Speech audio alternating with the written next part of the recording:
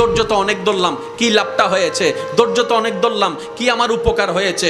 সহ্য করে কি জীবন যাবে নাকি? আপনার মনে এই প্রশ্ন যখন আসবে, আপনি বুঝে নেবেন এটা আপনার মনের প্রশ্ন নয়, এটা শয়তানের প্রশ্ন আপনার মনের মধ্যে ঢুকাই দিচ্ছে, যেন আপনি অধৈর্য হয়ে আঘাত করে ফেলেন। কারণ মিস্টার শয়তান ভালো করে জানে আল্লাহকে পাওয়াই হচ্ছে বান্দার কাজ, আর আল্লাহকে পাওয়ার জন্য বান্দার যতগুলা কাজ আছে সবচাইতে হাই লেভেলের অন্যতম একটা কাজের নাম হচ্ছে ধৈর্য।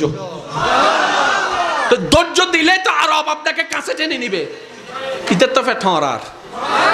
সেজন্য ও চায় না কেউ ধৈর্য ধরুক, সেজন্য বলে যে বহুত ধৈর্যস্ত আর কি ধরিবি। শয়তানের বলাটাকে আমরা মনে করি আমাদের মনের বলা, এটা আসলে বুঝতে হবে কোনটা আমাদের মনের বলা, কোনটা শয়তানের বলা। এবার আপনি শয়তানের কথাটা শুনে ছোট ভাইরে দইলা কলার সাই দইলা মাইরা দিয়েছেন, নাক একটা ফাটাই দিয়েছেন। কার কথা শুনে? জোরে বলতে হবে, কার কথা শুনে? তাহলে দোষীকে শয়তান, দোষীকে। এবার যখন আপনার হাটাজারির পুলিশ আসলো, পুলিশ এসে যখন আপনাকে গ্রেফতার করতে চাচ্ছে, আপনি বলবেন যে স্যার আমার কোনো দোষ নাই, উইতের দোষ। কার? শয়তানে হবু দাঁড়িয়ে কি জিরে, আমি কি বুঝাতে পারছি?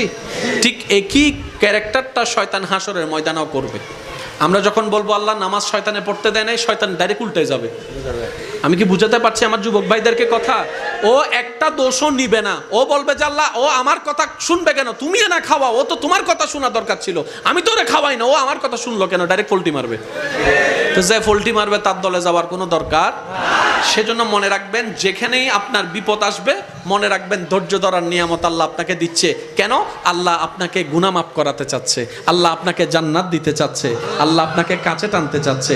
মনে রাখবেন, যাকে রব ভালোবাসে বেশি তাকে কষ্ট দেয় বেশি, যাকে রব ভালোবাসতে চাই বেশি মুসিবতে ফেলে বেশি। আল্লাহ তুমি ভালোবাসলে কষ্ট দাও কেন? তুমি ভালোবাসলে মুসিবত দাও কেন? তুমি ভালোবাসলে ক্ষুধার যন্ত্রণাটা কেন হবে? তুমি ভালোবাসলে আল্লাহ তৃষ্ণার যন্ত্রণা কেন হবে? তুমি না রাজ্জাক, তুমি তো সবকিছু রিজিক দাতা, তাহলে তোমাকে ভালোবেসে তুমি আমাকে ভালোবাসলে কেন আমার ক্ষুধার যন্ত্রণা, কেন আমার তৃষ্ণার যন্ত্রণা? রব্বে কারীম বলে আমি চাই না সাময়িক এই 2 দিনের খাবার খেয়ে আমার ভালোবাসার বান্দাটা বেঁচে থাকুক, আমি চাই তো তোরে জান্নাতের ফল খাওয়াতে। এবার বলেন ধৈর্য কখন ধরে? বিপদ যখন আসে।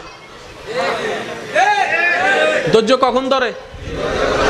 বিপদ কখন আসে? কষ্ট যখন আসে। কষ্টের পরেই বিপদ, বিপদের পরেই ধৈর্য। এবার আমি বলবো আপনারা শুধু আছে না নাই, আপনারা যেটা মন চাই সেটাই বলবেন। এজিদ বাহিনীর কাছে ফানির কষ্ট আছে। ওয়ানাকসিম মিনাল আমওয়ালি ওয়াল আনফুসি ওয়াস সামারাত ওয়াবাশশিরিস সাবিরিন ওয়াবাশশিরিস সাবিরিন ওয়াবাশশিরিস সাবিরিন আল্লাযিনা ইযা আসাবাতুহুম মুসিবা ক্বালু ইন্না লিল্লাহি ওয়া ইন্না ইলাইহি রাজিউন। আমি রব কার সাথে আছি জানো? যারা ধৈর্য ধরে। ধৈর্য কারা ধরে জানো? যারা কষ্ট পায়। আল্লাহ কিসের কষ্ট? বলে যে পানির কষ্ট, খাবারের কষ্ট, ভয়ের কষ্ট, সম্পদ নষ্টের কষ্ট, জান নষ্টের কষ্ট। এই কষ্ট পাওয়ার পরও আল্লাহ আমি কিভাবে বুঝবো তুমি কার সাথে আছো? বলে যে যাদের ভিতরে দেখবা হাজার কষ্ট আসার পরে আমি আল্লাহর প্রতি কোনো আপত্তি জানাই নাই, আফসোস জানাই নাই, বিরক্তি দেখাই নাই, কষ্ট দেখাই নাই, প্রতিবারেই বলেছে আলহামদুলিল্লাহ, আল্লাহ তুমি যা করে খুশি, আমরা সেটা পেয়ে খুশি। বলেন না সুবহানাল্লাহ। রব চায় বান্দা কিছু একটা কর, অল্প করে হইলেও কর, আমার জন্য কর। বুঝে বুঝে বলেন না সুবহানাল্লাহ। বান্দা কিছু একটা কর, অল্প করে হলেও কর, আমাকে খুশি করার জন্য কর। ওই করাটা এমন ভাবে কর যে করাটা দেখে আমি মালিক খুশি হয়ে তোর সারা জীবনের গুনাহকে মাফ করে দিতে পারি। আর আমি যদি মাফ করে দিই তোকে জাহান্নামে নেওয়ার ক্ষমতার কারণে জান্নাত তোর হয়ে যাবে। ওয়াকিয়া সবারই জানা, মুসা নবীর একজন পাপী উম্মত মরণের আগে শুধু কুকুরকে পানি খাওয়াইছে। তো মুসা নবীর উম্মতের জন্য যদি রব এত দয়াবান হয়, আমরা তো আল্লাহর হাবিবুল্লাহ নবীর উম্মত, আমাদের জন্য আল্লাহর দয়া আরো বেশি। কথা বলেন ঠিক কিনা? সেজন্য আজকে থেকে দোষ দিব আমরা সবসময় নিজের। ব্যর্থ হয়েছি আমার দোষ। জোরে বলেন না রে ভাই, ব্যর্থ হয়েছি আমার দোষ। লাভ চান না লস চান? একটা আওয়াজ দেন, লাভ চান না লস চান? আল্লাহ আমাদের সবাইকে একটু বুঝার তৌফিক দান করুন। ও আল্লাহ, তোমাকে খুশি করার মতো কোনো আমল এখনো পর্যন্ত আমরা কেউ করতে পারি নাই, কেউ পারি নাই। তো তোমার কাছে একটাই ফরিয়াদ, মওলা আমাদের উপর তুমি নারাজ হইও না, আমাদেরকে তুমি ফেলে দিও না। আমরা তোমার বান্দা মওলা, তোমার বান্দা। আল্লাহ যতই ভুল করি তোমারই তো বান্দা। তুমি ফেলে দিলে তো কোথাও যাওয়ার আর ঠাঁই নাই আমাদের।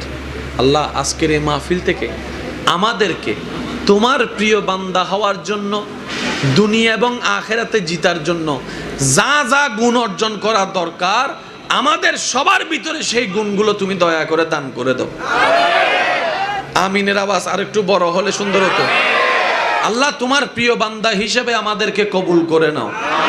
তোমার নবীর প্রিয় উম্মত হয়ে কবরে যাওয়ার তৌফিক দান করো। আপনাদের কি কষ্ট হচ্ছে ভাইয়া? ইউসুফ নবীর ভাইয়ের প্ল্যানিং কি ছিল? ইউসুফ আল্লাহ পাক বলে যে এখনো দিন বাকি আছে, এখনো দিন। এবার দেখেন ইউসুফ নবীকে ওখান থেকে নেওয়ার পরে, তোলার পরে যা যা সব কি জানেন আপনারা, শুধু মনে করিয়ে দিচ্ছি। ওনাকে একজনে কিনলো, কিনার পরে বলে যে বাজারে তুল, বিক্রি করব। কি হিসেবে? গোলাম হিসেবে। ইউসুফ নবীকে বাজারে তোলা হয়েছে কি হিসেবে? সবাই বলে না কি হিসেবে? গোলাম হিসেবে, চাকর হিসেবে। জগৎ ওনাকে চাকর বানায় প্রেজেন্ট করেছে। রব বলে যে আমার প্ল্যানিং আলাদা, আমার প্ল্যানিং আলাদা। তোরা আজকে যাকে চাকর গোলাম হিসেবে দেখছিস ওকে আমি বাদশাহীর আসনে বসাবো। বান্দার প্ল্যানিং দেখেন, আল্লাহর প্ল্যানিং দেখেন। এবার আসেন, ওইসো আরে মা, মনোযোগ মনোযোগ মনোযোগ। ইউসুফ নবী বাজারে তুলছে কি হিসাবে ভাইয়া? সম্মান না অসম্মান? অসম্মান বলে না, সম্মান না অসম্মান? আমাদের শিকার জানার দরকার, এগুলো শিখে শিখে জীবনের সাথে মিলাই বুদ্ধি করে কাজ করার দরকার। এবার দেখেন আল্লাহর প্রিয় নবী ইউসুফ নবীকে যে গোলাম বানাচ্ছে আল্লাহ দেখে নাই? আল্লাহ দেখেও কি হয়ে আছেন?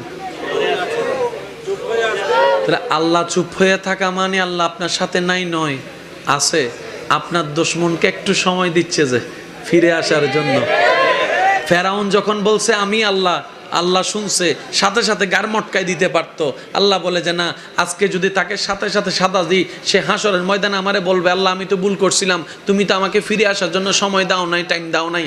এই কথা যেন বলতে না পারে, আমি তার বছরের পর বছর টাইম দিয়েছি ফিরে আসার জন্য। সেই ফেরাউন যদি মরণের একদিন আগেও বলতো আল্লাহ যা করছি ভুল করছি, আমি রহমান তারে মাফ করে দিতে রাজি আছি। কিন্তু সে তো আসে নাই, গাদ্দারি করছে। ভাই আমার কথা কি বুঝতেছেন আপনারা? এবার আসেন, ইউসুফ নবীকে জগতে কি বানাইছে? সম্মান দিল না অসম্মান? আল্লাহ পাক বলে যে এখনো আমারটা বাকি আছে। এবার দেখেন হেকমত কিভাবে ঘুরতেছে।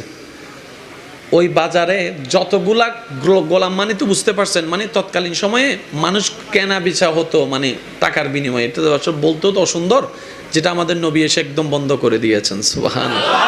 তো যখন ইউসুফ নবীকে বাজারে তুলছে, এখানে তো আরো অনেক মানুষ, অনেক গোলাম তুলছে, তাই না? ইউসুফ নবীর সৌন্দর্যটা এমন ছিল, চেহারার সৌন্দর্য, চোখের সৌন্দর্য এমন ছিল, হাজারটা গাঁদা ফুলের বাগানের ভিতরে একটা গোলাপ যেরকম, হাজার হাজার গোলামের ভিতরে ইউসুফ নবীর চেহারাটাও সেরকম। এবার যেই দেখতে আসে ওনার চেহারা দেখে, যে বিক্রি করতে আসছে ওনারে বলে চেহারা দেখে তো গোলাম মনে হচ্ছে না, মনে হয় যেন বাদশার ফুট, বাদশাহ। এটা তো গোলামের কিছুই লাগে না, ওকে দেখতে গোলামের তো কিছু লাগেই না, দেখতে তো বাদশাহ মনে হচ্ছে। যখন যে জিনিসটা ইউনিক হয় এটার দাম একটু জোরে বলে না, দাম একটু। আর দাম যদি বেশি হয় সবার পক্ষে কিনা সম্ভব, কিনতে হবে টাকাওয়ালা। তো তৎকালীন টাকাওয়ালাকে, রাজা বাদশার সাথে যারা থাকে ওরা। এবার দেখেন আল্লাহর হেকমতটা দেখেন, সবাই এসে এসে দেখে দেখে আফসোস করে করে চলে যাচ্ছে, টাকা তো নাই, টাকা তো নাই, টাকা তো নাই। সবগুলান 500 টাকা, এটার দাম 5000 টাকা, আমার পক্ষে কিনা সম্ভব না, টাকায় টাকা ছাড়া। এখন বাদশার একজন প্রতিনিধি, বাদশার কাছের মানুষ যখন আসছে, আসার পরে দেখেছে মা চেহারা তো মাশাআল্লাহ, কেউ তো কিনতে পারবে না, তা আমি তো বাদশার মানুষ, আমি কিনতে না পারলে তো প্রেস্টিজ স্পন্সর, ল আমারে দে। কিনছে কে? বাদশার কাছের মানুষ। কিনছে কে? যার সবসময় বাদশার কাছে আসা যাওয়া। বুঝান না একটু? এমন একজন কিনছে যে বাদশার দরবারে সবসময় আসা যাওয়া করে, স্পেশাল মানুষ। এখন ও যদি ইউসুফ নবীকে কিনে, এখন অটোমেটিক ইউসুফ নবী ডাইরেক্ট ঢুকে গেছে গোলামের রাজ্য থেকে বাদশার ঘরে। সবাই যেখানে ওনাকে দোকানে বন্দি করার চিন্তা করছে গোলাম হিসেবে, বাইদের প্ল্যানিং ছিল হয়তো এটাই। আল্লাহ পাক বলে যে আমার মনসা আলাদা, তোরা যাকে গোলাম বানালি আমি তাকে বাদশা বানাবো, যাকে তোরা বাজারে রাখতে চেয়েছিস আমি আল্লাহ কুদরতি ব্যবস্থাপনা এখন ডাইরেক্ট রাজমহলে ঢুকাই দিছি। হিকমতকার আল্লাহ। ওইটা আপনার জীবনে আসা পর্যন্ত আপনাকে অপেক্ষা করার নামই ধৈর্য।